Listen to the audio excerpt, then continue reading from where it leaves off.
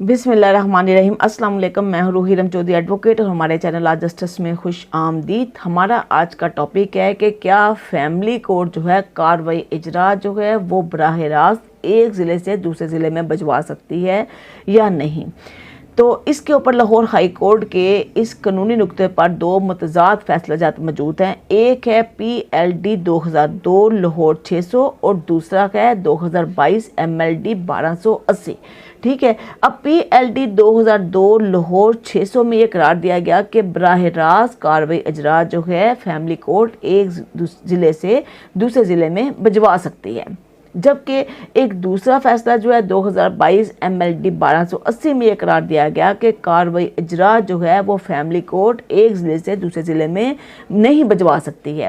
جس کی وجہ سے تمام فیملی کیسز کرنے والے وکلاء اور وہ کلائنٹس جن کے فیملی کیسز عدالت میں زیر سماعت تھے ان میں سنسنی کی لہر دوڑ گئی کہ ایک شخص یعنی کہ ایک خاتون جو ہے جو پہلے ہی نابالغان کے اخراجات کی وجہ سے پریشان ہے، وہ اب فیملی کیسز کی ایگزیکیوشن کو ایک شہر سے دوسرے شہر میں ٹرانسفر کرنے کے لیے اس کو ہائی کورٹ سے رجوع کرنا پڑے گا، اور اب ہائی کورٹ کے اخراجات اور سفر کی جو پریشانیاں ہیں وہ بھی برداشت کرنا پڑیں گی۔ یہ بھی دیکھا گیا کہ یہ دونوں قانونی حوالہ جات جو ہیں PLD 2002 لاہور 600 اور 2022 MLD 1280 جو ہیں، یہ دونوں حوالہ جات جو ہیں یہ سنگل جج کے ہیں، اور دونوں حوالہ جات کیونکہ سنگل جج کی ہونے کی وجہ سے یہ دونوں کا جو اثر ہے ایک دوسرے سے کسی طرح بھی اہمیت سے کم نہیں ہے، دونوں کا ایک اسٹیٹس ہے، دونوں سائٹیشنز کا، اور دونوں سائٹیشنز کا ایک ہی معیار ہے۔ لیکن چونکہ 2002 والا جو ریفرنس ہے وہ بہت پرانا ہو چکا ہے اور 2022 والا ریفرنس ایک فریش ریفرنس ہے، اس لیے فیملی کورٹس نے جب 2022 کو یہ ایک عدالتی فیصلہ آیا ہائی کورٹ کا تو فیملی کورٹس نے اس کے مطابق جو ہیں وہ آرڈرز جو ہیں وہ دینے شروع کر دیے، جس کا نقصان یہ ہوا کہ جو کورٹس میں جو فیملی کورٹس میں کئی اجرا جو ہے وہ پینڈنگ ہو گئے اور ان کے اوپر جو ہے کارروائی سٹاپ ہو گئی، کیونکہ عدالتوں نے یہ سائلان کو یہ کہنا شروع کر دیا کہ اگر وہ کارروائی اجرا ایک ضلع سے دوسرے ضلع میں بھجوانا چاہتے ہیں تو اس کے لیے وہ ہائی کورٹ کے آرڈرز لے کے آئیں، اور جب تک کہ ہائی کورٹ کے آرڈرز نہیں آئیں گے یہ کارروائی اجرا وہیں کی وہیں رہے گی جہاں پر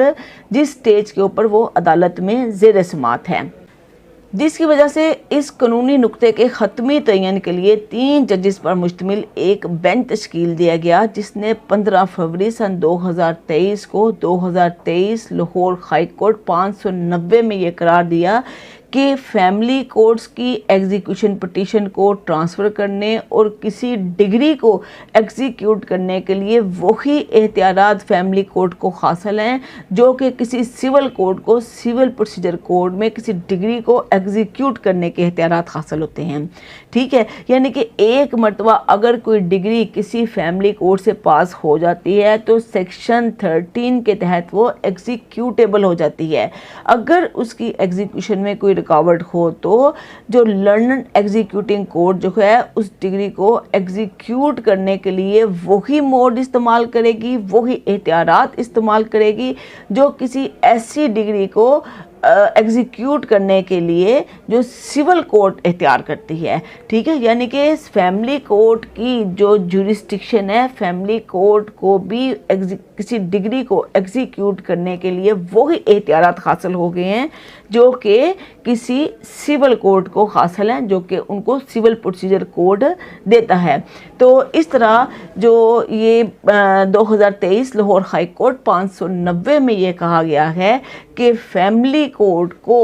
ایگزیکیوشن پٹیشن جو ہیں وہ اس کو ایک ضلع سے دوسرے ضلع میں ٹرانسفر کرنے کے اور وہ تمام موڈ اڈاپٹ کرنے کے اختیارات حاصل ہیں جو کہ کسی سول کورٹ کو سول پروسیجر کوڈ سے حاصل ہوتے ہیں۔ تو یہ ہمارا یہاں پہ ٹاپک ختم ہوتا ہے، ہمیں اجازت دیں، بہت شکریہ، اللہ حافظ۔